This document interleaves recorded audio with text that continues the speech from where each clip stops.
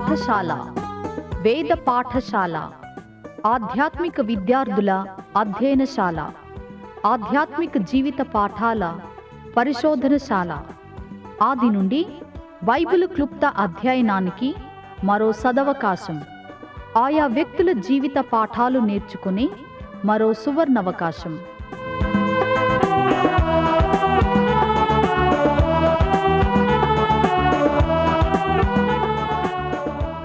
వినండి వేద పాఠశాల నూతన వర్తమానాలు.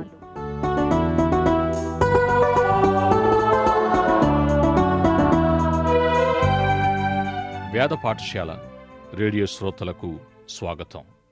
యావత్ బైబిల్ గ్రంథ పరిశీలనలో ప్రస్తుతం క్రొత్త నిబంధనలో 4వ పుస్తకమై ఉన్న యోహాను సువార్తను ధ్యానిస్తూ ఉన్నాం. సమరయలోని సుఖారను బావి యొద్ద ఒక స్త్రీ ప్రభువుకు మధ్య జరిగిన సంభాషణ వివరాలు యోహాను తన సువార్తలో పొందుపరిచాడు. తాను చెప్పనయున్న విషయాలను గూర్చి యోహాను 1వ అధ్యాయము 18 వచనాల్లో చెప్పాడు. యేసు ప్రభువుకు ఎవరైతే సరైన రీతిలో స్పందిస్తారో అట్టివారు నూతన జన్మ పొందగలరని యోహాను చెప్పాడు. 2వ అధ్యాయములోని ఉపమానార్థ సందేశములో యోహాను ఈ విషయాన్ని స్పష్టం చేశాడు. ఇక 3వ అధ్యాయములోని ప్రభు నికోదేముల సంభాషణలో నూతన జన్మను గూర్చి చెప్పాడు. ఇక 4వ అధ్యాయములో సమరయలోని బావి దగ్గర నూతన జన్మను పొందిన స్త్రీని గూర్చి తెలియజేశాడు. ఒకరినొకరు ఎంతో విభిన్నమైన ఇద్దరు వ్యక్తులు యేసు ప్రభువుకు అనుకూలంగా స్పందించి నూతన జన్మ అనుభవాన్ని పొందిన వివరాలను 3-4 అధ్యాయాల్లో యోహాను తెలియజేశాడు. యేసు ఆ సమయములో యెరూషలేము నుండి గలిలయకు ప్రయాణం చేస్తున్నట్టుగా వ్రాయబడింది. అంటే మొత్తం ఇశ్రాయేలు దేశ విస్తీర్ణత అంతటిలో ప్రయాణం చేస్తున్నాడనేది మనం అర్థం చేసుకోవచ్చు. అయితే యూదులకు సమరయులకు మధ్య చేదైన దురభిప్రాయము ఒకరి ఎడల ఒకరు కలిగి ఉన్నందున యూదులు ఆ మార్గము గుండా వెళ్ళక చుట్టూ తిరిగి వెళ్ళేవారు. కాని ప్రభు అలా చేయకుండా సమరయ గుండానే వెళుతూ ఉన్నాడు. ఈ విధంగా దురభిప్రాయము అనే దాన్ని గూర్చి ప్రభు తన శిష్యులకు ఏదో నేర్పించతలంచాడు. వారక్కడ ఆగినప్పుడు వారు ఆ పట్నం లోపలికి వెళ్ళి భోజనం కొనుక్కురావడానికి ప్రభు వారిని అనుమతించాడు. కాని సమరయ స్త్రీతో మాట్లాడవలసిన అవసరాన్ని బట్టి ఆ ఆహారము ఆయన తినలేదు. ఇక వ్యక్తిగతంగా ఎవరితోనైనా మాట్లాడడంలో ప్రభు ఎంతటి అంకిత భావాన్ని లేక సమర్పణను కలిగి ఉన్నాడు అనేది ఈ సందర్భం నుండి మనం తెలుసుకుంటాం. యాకోబు త్రవ్విన బావి కనుగొనబడి ఈనాడు షెకెము అని పిలువబడుతున్న సమరయలో ఆ నూతి దగ్గర ప్రభు ఆ స్త్రీని చూచిన సమయం బహుశా ఎంతో వేడిగా ఉండవచ్చు. వారు అప్పటికీ అలసిపోయి ఉన్నారు. కాని ప్రభు ఆ అసౌకర్యాల్ని ఒక ప్రక్కనబెట్టి ఆమెతో మాట్లాడ్డానికి సిద్ధపడ్డారు. అనేకమంది సంఘ కాపరులకు ఇట్టి సందర్భాలు ఎదురు కావచ్చు. ఇక భార్యల సమక్షములో పురుషులు, భర్తలు చూస్తూ ఉండగా స్త్రీలు ఎదుటివారితో మాట్లాడలేకపోవచ్చు. ఈ విధంగా ప్రత్యేకంగా ఎవరూ లేనప్పుడు మరెవరితోనైనా మాట్లాడడం కొన్నిసార్లు ఇట్టి సేవకు అనుకూలంగా ఉండవచ్చు. ప్రభు ఆ సమయంలో తన వివేచన జ్ఞానాన్ని కడుపరచాడు. అది వేడి వాతావరణం. అక్కడకు నీటి కోసం వచ్చిన ఆమె, ప్రభు ఇద్దరూ దాహంగానే ఉన్నారు. ప్రభు ఆమెను చూచి పలుకరించినప్పుడు క్రొత్త జన్మ అంటూ తన సంభాషణ మొదలుపెట్టలేదు గాని ప్రభువుకు ఆమెతో కొత్త జన్మను గూర్చి మాట్లాడే ఉద్దేశమే కలిగి ఉన్నాడు. కాని ధర్మశాస్త్ర బోధకునితో మాట్లాడినట్లు మాట్లాడలేదు. అప్పటి ఆమె అవసరతయ్యున్న దాహాన్ని గూర్చిన ప్రస్తావనతోనే తన సంభాషణ ప్రారంభించాడు. తన దాహము తీర్చుకోవడానికి ఆమె మళ్ళీ ఆ బావి కాడకు రావలసి ఉన్న వాస్తవాన్ని గూర్చి ప్రభు ఆమెతో మాట్లాడుతూ ఉన్నారు. ఒక్కసారి త్రాగినట్టయితే జీవితములో మరెన్నటికీ త్రాగనవసరం లేనట్టి, మరెన్నటికీ దప్పిగొననట్టి ఒక సంగతి ఆయన ఆమెకు చెబుతూ ఉన్నాడు. ఒకసారి త్రాగితే ఇకెన్నడూ దాహం గొనననే ఈ ప్రస్తావనను నీవెలా తీసుకుంటావు? ఇంకా ఆమెకు అర్థము కాకున్నప్పటికీ ఆమె మరెన్నటికీ దాహం గొననట్టి ఆ జీవజలం నాకు దయచేయమని అడగడం మొదలుపెట్టింది. అప్పుడు ప్రభు ఆమెను వెళ్ళి నీ పెనిమిటిని పిలుచుకుని రా అన్నారు. ఆమె తనకు పెనిమిటి లేడని చెప్పింది. నిజమే చెప్పావు, కాని నీకు 5 పెనిమిట్లు ఉండేవారు. ఇప్పుడు నీవు ఎవరితోనైతే జీవిస్తున్నావో అతడు నీ పెనిమిటి కాడని ప్రభు చెప్పారు. ఈనాడు మన సంఘములోనికి ఈ విధంగా ఎవరైనా వచ్చి సంఘ సభ్యత్వం కొరకు అడిగితే వెంటనే ఇచ్చేస్తాం, కాని ఏమి ప్రశ్నించం.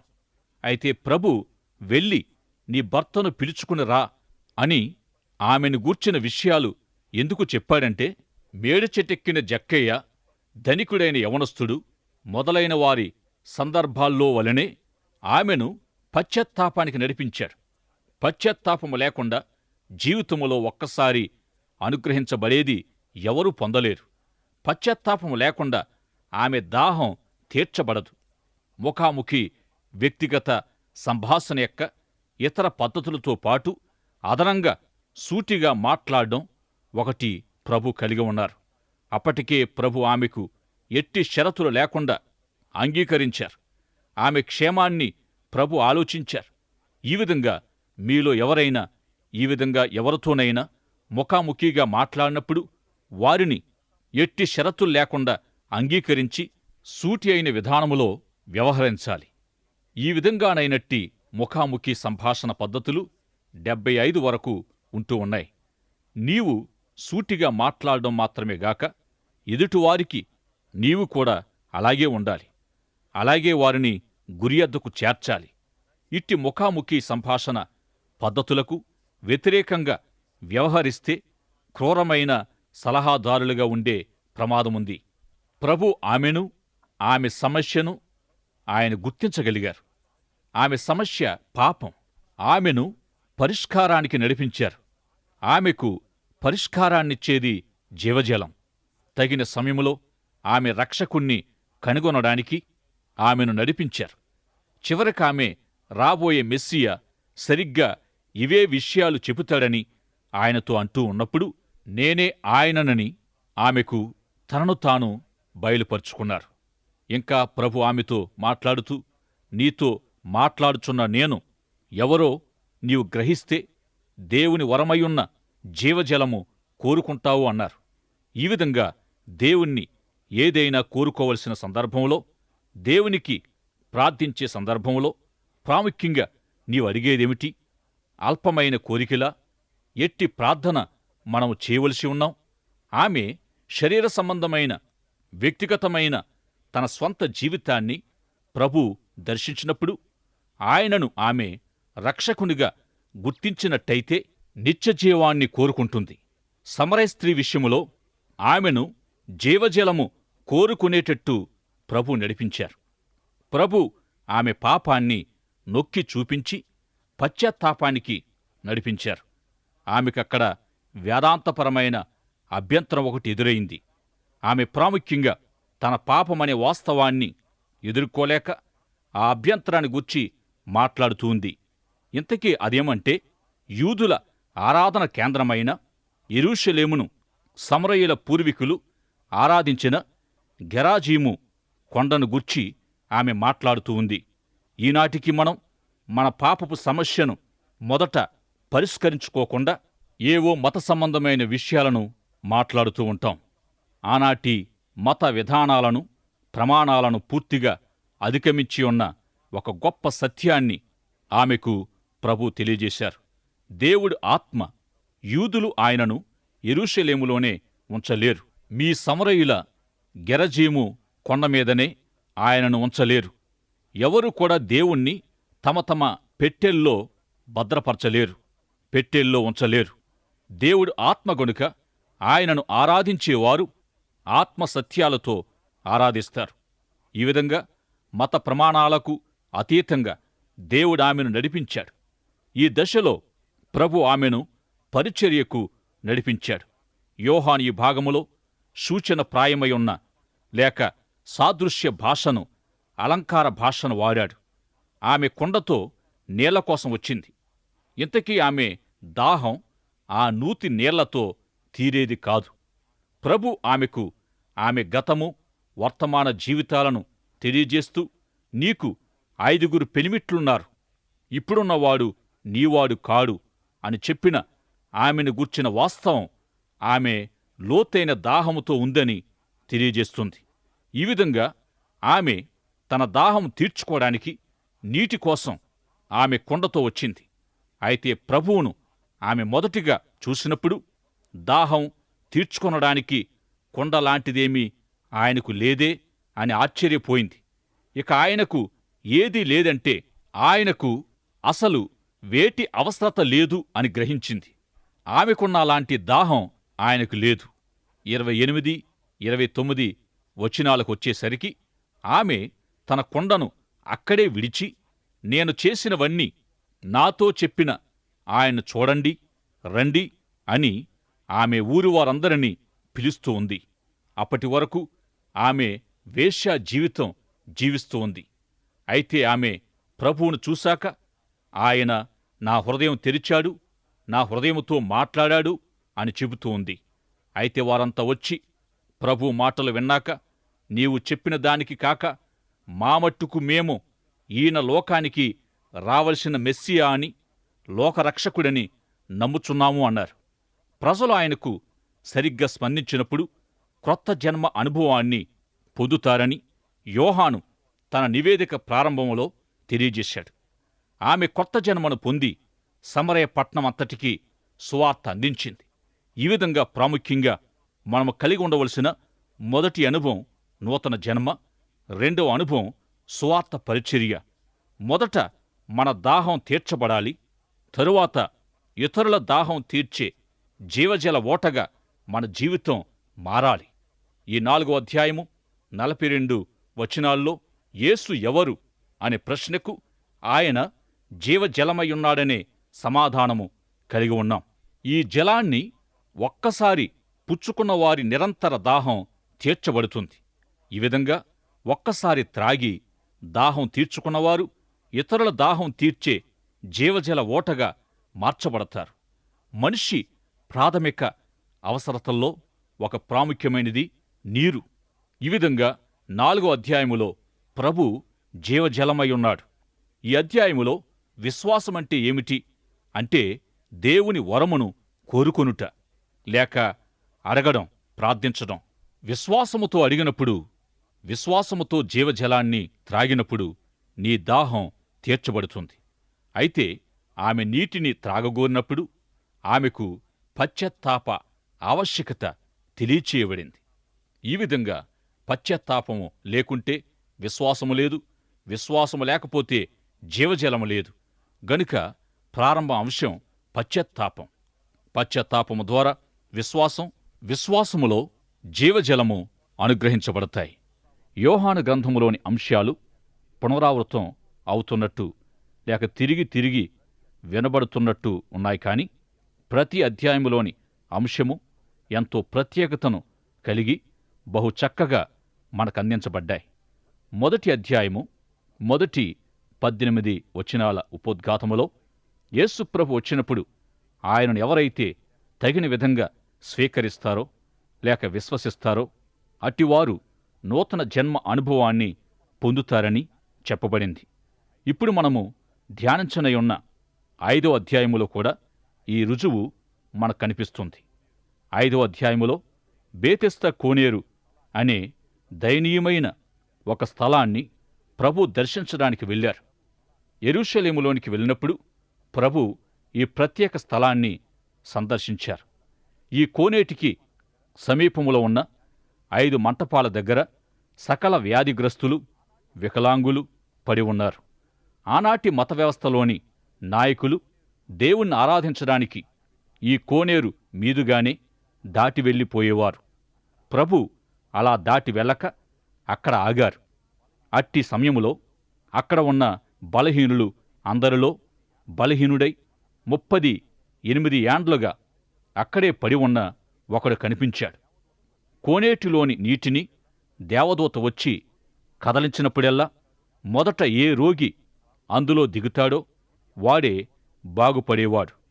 ఇట్టి అవకాశం కోసం 38 ఏండ్లుగా కాచుకుని ఉన్నాడు ఒక రోగి. నీరు కదలించబడిన ప్రతిసారి నాకెవరూ లేరే, నన్నిందులో దింపడానికి అనుకోవడం, మళ్ళీ ఎదురు చూడడంతోనే అయిపోయింది. ప్రభు వారి దగ్గరికి వెళ్ళి, బాగుపడాలని ఆశిస్తున్నావా లేక స్వస్థపడగోరుతున్నావా అని ప్రభు అతన్ని ప్రశ్నించారు. అందుకే గదా ఇంతకాలము వేచి ఉన్నాను అని అనలేదు. వైద్య పరిశీలకులు ఈ ప్రశ్నపై పరిశోధన చేశారు. ఎందుకంటే నిజానికి చాలామంది రోగులకు బాగవ్వాలని ఉండదు. ఎందుకంటే తీరా బాగైతే తరువాత ఏమి చేయాలో వారికి తెలియదు. వారు రోగాలు అనే వాస్తవమే వారి జీవితానికి కేంద్రంగా ఉంటుంది. వారు నిరంతరము రోగాన్నే తలంపుల్లో కలిగి ఉంటారు. అంటే ఎల్లవేళలా రోగులై ఉండగోరుతారు. అట్టివారు తమ బాధలు, నొప్పులు, శస్త్రచికిత్సలను గూర్చి ఎప్పుడూ మాట్లాడగోరతారు. అప్పుడెప్పుడో జరిగిన శస్త్రచికిత్స వివరాలు తెలియజేస్తూ ఉంటారు. స్వస్థపడగోరుతున్నావా అని ప్రభు అతన్నడిగిన ఈ ప్రశ్న సరైనదే. ప్రభు ప్రశ్నకు సమాధానంగా నాకంటే ముందు కోనేటిలో దిగిపోతున్నారని సమాధానమిచ్చాడు. నన్ను దింపడానికి ఎవరూ లేరు అంటున్నాడు. అయితే అది విశ్రాంతి దినం. ప్రభు అతనితో నీ పరుపెత్తుకుని దేవాలయం ముందు నుండి పోయే ఆ వీధిలో నుండే వెళ్ళిపొమ్మని అతనికి సెలవిచ్చాడు. అయితే విశ్రాంతి దినాన్న ఏ బరువు మోయకూడదనేది ఒక నియమం. 5వ అధ్యాయము 6వ అధ్యాయములో మత వ్యవస్థకు ప్రభువుకు మధ్య జరిగిన సంభాషణకు ఈ కార్యము నాంది. అయితే ఈ సంభాషణ మధ్యలో కొంత ఆగి 8వ అధ్యాయములో మళ్ళీ కొనసాగింది. 5, 6, 7, 8 అధ్యాయాలు అంతటా ఈ ప్రస్తావన కొనసాగింది. ప్రభు జరిగించిన అద్భుతాన్ని వారు విడిచి వారి చట్టాన్ని, నియమాన్ని గూర్చి మాట్లాడుతూ ఉన్నారు.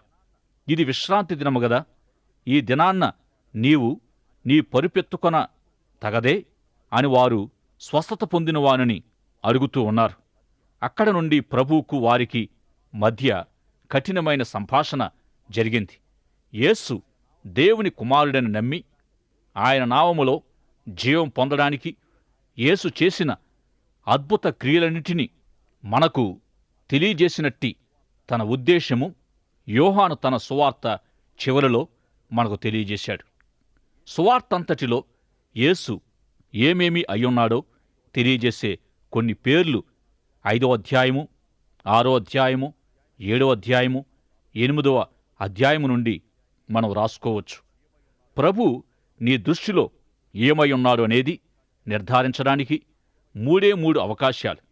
1, ప్రభువును నీ ఒక అబద్ధికుడని ఎంచవచ్చు.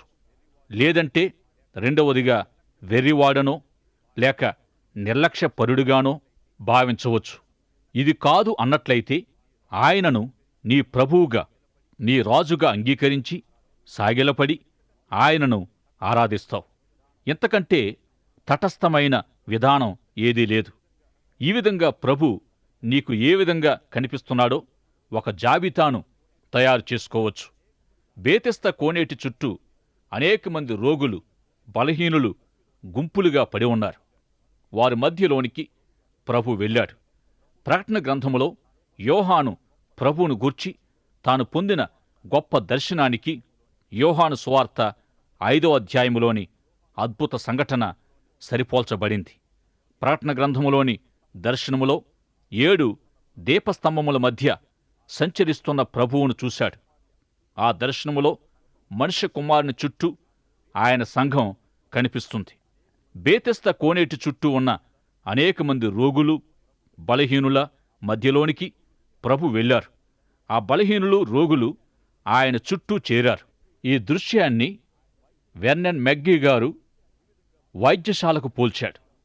ఈ విధంగా ప్రభు ఎక్కడ ఉన్నాడు అని జ్ఞానులు మత్తయి సువార్త ప్రారంభములో ప్రశ్నిస్తూ వెళ్ళిన దానికి సమాధానం ప్రభు సంఘాల మధ్య ఉన్నాడనేది సమాధానమయ్యుంది. బేతెస్దా కోనేటి చుట్టూ ఉన్నట్టి బలహీనుల వలనే నేటి మన సంఘాల్లో అనేక బలహీనులు పడి ఉన్నారు. సంఘాల మధ్యలో క్రీస్తు సంచారం చేస్తున్నాడనేది మనకు ఆదరణకరమైన సమాధానమయుంది. ఈ కోనేటి దగ్గర అందరికంటే బలహీనుడై పడి ఉన్న ఒక రోగి వలె సంఘములో ఆత్మీయంగా బలహీనులైన వారిలో నీవు అతి బలహీన స్థితిలో ఉన్నావేమో. నీవు కూడా బాగుపడగోరుచున్నావా? బేతెస్త కోనేటి చుట్టూ ఉన్న ప్రతి ఒక్కరిని ప్రభు ఎందుకు స్వస్థపరచలేదు? ఆయన ఎవరినైనా స్వస్థపరచగలడు అనడానికి ప్రశ్నించవలసిన అవసరం లేదు. అందరిలో ఒక్కసారి చూచి మీరంతా స్వస్థత పొందేయండి అని ఎందుకు అనలేదు? మీరంతా మీ రోగ పడకల చుట్టుకొని దేవాలయం ముందు నుండి నడిచి వెళ్ళిపోండి అనవచ్చుగదా? ఈ ఒక్కణ్ణి ప్రభు స్వస్థపరిచిన ఉద్దేశమేమిటి? ఆ రోగికి బేతెస్తా కోనేరుపై ఎలాంటి నిరీక్షణ లేదు. అసలు వాడెప్పటికైనా అందులో దిగగలడా అంటే చెప్పలేం. ఆ విధంగా వాడు తన ఆశలన్నీ వదులుకొని పడి ఉన్నాడు. ప్రభు అతన్ని స్వస్థపరచడానికి ఇదొక్కటే కారణం. ఈ బేతెస్తా కోనేరు దృశ్యం అనేక పద్ధతులు, అనేక మార్గాలు, ఆయా వ్యవస్థల ద్వారా సత్యాన్ని, రక్షణను వెతకడాన్ని సూచిస్తుంది. సంఘం మధ్యన సంచరిస్తున్న ప్రభు ప్రజల కొరకు చూస్తున్నాడు. మత్తుమందులు ప్రజలను బాగు చేయలేకపోతున్నాయి. మద్యపానము మనిషిని బాగు చేయదు, నిత్య జీవం ఇవ్వదు. మానసిక శాస్త్రం, మానసిక వైద్యం మనిషిని రక్షించదు. ఒక మనిషి సాటి మనిషిని బాగు చేయలేడు. ఐశ్వర్యము, డబ్బు సంపాదన, విజయము మనిషిని బాగు చేయలేదు. మానవ కల్పిత మత వ్యవస్థలు మనిషిని బాగు చేయవు. మనిషిని రక్షించి సంపూర్ణ పరిచేది, నిత్య జీవమిచ్చేది యేసుప్రభువే. ఏ విధంగానూ నిత్య జీవాన్ని, రక్షణను పొందలేని మనిషికి యేసు ఒక్కడే ఆధారం. ఇందుకే ప్రభు బలహీనుల మధ్యలో సంచరిస్తూ ఉన్నాడు. అతి బలహీనులను కనుగొనే వరకు ఆయన చూస్తూనే ఉంటాడు. అట్టివారిని కనుగొన్నప్పుడు నీ బలహీనతను నా శక్తి ద్వారా పరిపూర్ణం చేయగలనని నమ్ముచున్నావా అని నీవు నా వైపు తిరిగి నన్ను నమ్మినట్టయితే నిన్ను స్వస్థపరుస్తానని ప్రభువారంటూ ఉన్నారు. కోనేటి వద్ద పడి ఉన్న రోగి ప్రభు మాటలో స్వస్థపడి తన పరుపెత్తుకొని వెళ్ళిపోయినప్పుడు మత వ్యవస్థ యొక్క యాజమాన్యానికి ప్రభువుకు మధ్య కఠినమైన సంభాషణ జరిగింది. యేసు తనను గూర్చి ఏమైతే చెప్పాడో ప్రభువును గూర్చిన అట్టి మాటలన్నిటినీ యోహాను తన సువార్తలోని 5, 6, 7, 8 అధ్యాయాల్లో తెలియజేశాడు. నీవు ప్రభువును ఎలా ఎంచుతున్నావో ఒక్కసారి పరిశీలించుకో. ఆయనను అబద్ధికుడు అంటావా? లేక ఏదో బుద్ధిహీనత గలవాడిగా ఎంచుతున్నావా? లేక ప్రభువుగా, రాజుగా ఆరాధిస్తున్నావా? నీ మట్టుకు నీవు ప్రభు ఏమై ఉన్నాడో చెప్పగలవా? ఆయన నీ రాజై ప్రభువై ఉన్నాడా? బేతెస్తా కోనేటి దగ్గర బలహీనుడై పడి ఉన్న రోగివలే నీవు ఆత్మీయంగా బలహీనత కలిగి ఉన్నావా? శారీరకంగా కూడా నీవు బలహీన పరిస్థితిలో ఉంటే విశ్వాసముతో యేసు వైపు చూడు. యేసుక్రీస్తు తన శక్తిని కనుపరిచి నిన్ను రక్షించి బాగుచేస్తాడు. బేతెస్తా కోనేరును లేక ప్రతి విధానాన్ని, ప్రతి ప్రయత్నాన్ని మాని నేను స్వస్థత నొందగోరుతున్నాను అని ప్రభుతో చెప్పు. ఇది కూడా నూతన జన్మ పొందడానికి సాదృశ్యమయుంది. ఆ రోగువలే ప్రభువును నమ్మి, ప్రభువా నన్ను ఆత్మీయంగా స్వస్థపరచుమని ప్రభుతో చెప్పగలవా? నేనెన్నో విధానాలను అనుసరించి చూశాను, అయితే ఏది నన్ను బాగుచేయలేదు, నా అవసరత తీర్చలేదు. గనుక నన్ను సంపూర్ణపరిచి నిన్ను వెంబడించుటకు సహాయము చేయమని ఇప్పుడే ప్రభువుని వేడుకోగలవా? ప్రార్థన చేసుకుందాం. సర్వశక్తిమంతుడవైన మా పరమతండ్రి, మీ ప్రియకుమారుడైన యేసుక్రీస్తు నామములో మీరు జరిగిస్తున్న అద్భుత కార్యాలకై వందనాలు. ఇంతవరకు మీ పరిశుద్ధాత్మ ద్వారా మా శ్రోతలను దర్శించి మా మధ్య సంచరించి మా అందరితో మాట్లాడినందుకు స్తోత్రాలు చెల్లిస్తున్నాం. ఎంతో కాలంగా ఆయా బలహీనతలతో, రోగాలతో బాధపడుచున్న మా శ్రోతల స్వస్థత కొరకు విశ్వాసముతో ప్రార్థిస్తున్నాం. వారిలో ఉన్న నిరాశను, అవిశ్వాసాన్ని తొలగించుమని, ఇప్పుడు మీ వైపు నిరీక్షణతో చూస్తున్న ప్రతి ఒక్కరిని స్వస్థపరచుమని, మీ శక్తిని ఇప్పుడే వారిలోనికి పంపి వారిని లేవనెత్తుమని, జీవితాంతము మిమ్ములను వెంబడించేవారిగా చేయుమని యేసు నామములో ప్రార్థిస్తున్నాము పరమతండ్రి. ఆమేన్. మీరింతవరకు రోమా పత్రికలో రక్షణ అవసరతకు సంబంధించిన అంశాలు, విశ్వాసము, నీతి, క్రీస్తు ప్రేమ గురించి, క్రైస్తవ జీవిత విధానము, సేవ గురించి కొన్ని ప్రాముఖ్యమైన సత్యాలు వింటూ ఉన్నారు. నేటి పాఠంలో మీకు ఏ విధమైన సందేహాలు, ఇంకా అర్థం కాని విషయాలున్నా వెంటనే మాకు వ్రాయండి. ఈ సందేశాలు మరింత సులభంగా అర్థం చేసుకోవడానికి సహాయకరంగా ఉండుటకు ఒక ఉచిత బైబిల్ గైడు మీకు పంపించగలం. మా చిరునామా: వేద పాఠశాల, రేడియో విశ్వవాణి, తపాలా సంచి 4, సికింద్రాబాద్ 500017. మా ఇమెయిల్ ఐడి telugu@radio882.com.